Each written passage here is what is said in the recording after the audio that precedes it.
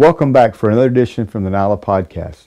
This week our special guest will be Randall Parrish from the International Department of the Church of God, and also J.C. Worley, who is a local youth pastor in South Metro Ministries in South Atlanta. Want to make sure that you are well aware of the NYLA conference that's going to be taking place here in just a few short weeks. And so we're going to be stepping up the video podcast to one per week until we get to the NYLA weekend. Want to let you know that we also are setting up lunch for you on Friday and Saturday. The state directors have decided to get together, and they're going to be providing lunch for all of the states that are going to be there participating. So it looks like lunch is going to be taken care of while you're there in the NYLA conference.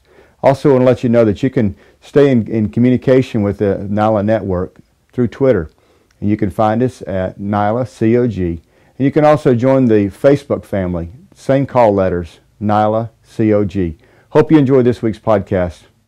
Hey, I just want to take a minute and tell you about a couple of things that are going on in Youth and CE, and in particular in the area where I serve, which is Urban Ministries and Leadership Development. Are you impressed with that title? Pretty impressive, wouldn't you say? Basically, I work with the mission. Used to be called Master's Commission. We have urban discipleship centers, full-time, residential, all over the country, couple outside the country. It's going really well. Would love to talk with you about opportunities for young adults to get involved in that. Also work with college campus ministries. And also discipleship, leadership development of students, kind of a new platform that I'm trying to develop. And I'm very open to get some ideas from you on what you need and how I can help you get better at those things. But I wanted to just mention primarily today a new book that's out, not because I wrote it, but because I think it might help your students. There's a new small book called The Great Commission for Students. Where are you going? And I wrote that with young adults and students in mind. First few chapters are about what is the Great Commission. The next few chapters are just basic discipleship, prayer, Bible reading, fasting, serving others. The last few chapters are about evangelism, about personal witness and sharing your faith. But hopefully we were successful at writing it to be user-friendly to students. Very affordable, $5 for a single copy, $3 if you buy 10 or more copies. So if you've got 50 kids in your group and you want to consider getting them one of those, you could actually do so at a pretty reasonable price.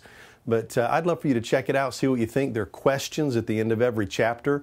You could use it in small group format. You could use it in a Sunday school class. You could use it for just personal devotions with students and kind of bringing them along and understanding what the Great Commission is. So anyway, that's a brand new resource that just came out. You can get that at our website. Youth and CE can help you with that. And I'm also available to help with teacher training and those kind of things. So let us know, because Youth and CE is here to serve you. We're looking forward to being your partner in ministry. Thanks so much. Hey, I'm J.C. Worley, student pastor at South Metro Ministries, just on the south side of the ATL. Listen, I just want to give you a few quick tips on engaging with your students on your midweek service. One of the things that I've learned over the few years of being in student ministry is it's not really about what you say, but more about what you do. I believe that this generation is going to be impacted by what we do with them, the chorus concerts that we attend, the football games that we show up to, the graduations that we're involved in.